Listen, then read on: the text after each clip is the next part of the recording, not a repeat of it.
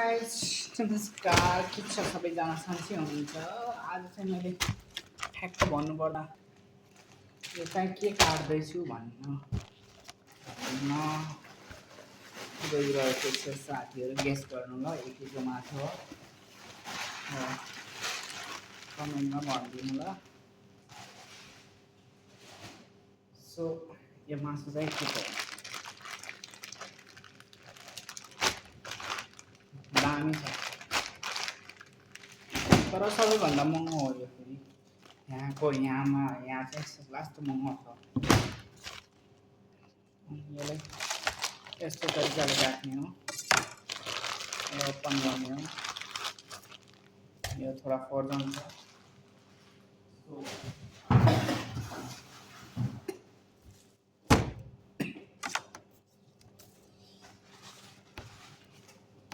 यसको चाहिँ चमडी निकाल्नुपर्छ गाइस यो चाहिँ के हो नसा हो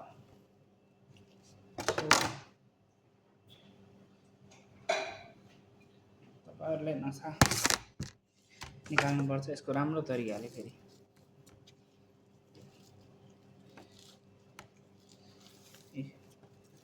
यस्तो तरिकाले नसा यो नसा हो ल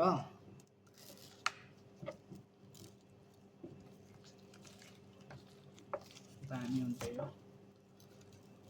कसले युज गर्नुहुन्छ होटलले यो धेरै जस्तो होटलले नै युज गर्छन् तर खास गरी युरोपमै हो यो युज हुने र तपाईको इन्डियामा पनि हुन्छ तर त्यति साह्रो चाहिँ हुँदैन है इन्डियामा चाहिँ कम हुन्छ युज हुन्छ तर कम हुन्छ पुरा एसियामा युज हुन्छ सो तर कमै हुन्छ हाम्रो एसियामा चाहिँ 1% को चाहिँ यस्तो तरिकाले गर्छ भने 480 ग्रामको एउटा पिस रहन्छ भने हाम्रो अनि यसलाई चाहिँ मेरिनेसन गरेर को बनाउने हो गाइस अहिले यसमा हाल्छ हामीले रोजमारी गार्लिक अनि तपाईको अलिभ ओइल हालेर मेरिनेसन गरेर टक्क फ्रिजमा राख्ने हो है अनि टक्क लाएर बनाउँछौँ हामीले यसलाई दामी तरिकाले खतरनाक बिक्छ है गाइस यता चाहिँ यसको यताको फेभरेट चाहिँ यही हो मान्छेको फेभरेट डिस चाहिँ र तपाईहरुले जतिले पनि कोले युज गर्नु भएको छ यो मासु अनि कोले गर्नु भएको छ यस्तो काम लगभग 100 मा 99% मान्छेले गरे हुन्छन् यस्तो काम चाहिँ के गर्ने पेट पाल्नको लागि गर्ने पर्यो हैन गाइस नगरेर भएन तर खानु भएको छ कि नै तपाईले यस्ता मासुहरु लाइफमा मैले चाहिँ खाएको छैन तर बनाउन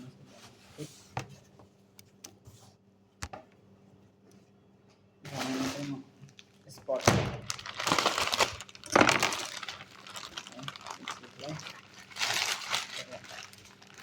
केही छैन गर्नु पर्यो के गर्ने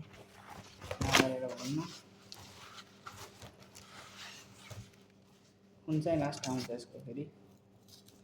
के को मासु होला गेस गर्नु ल गाइस ल जसले युज गर्नु भएको छ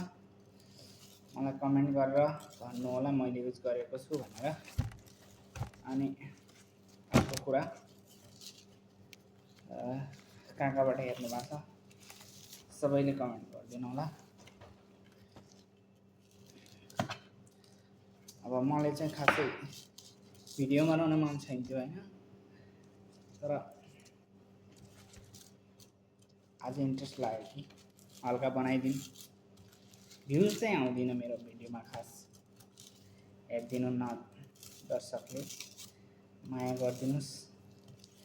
मेरो भिडियोलाई पनि हामीलाई पनि सपोर्ट गरिदिनुहोस् भन्न चाहन्छु ल है त।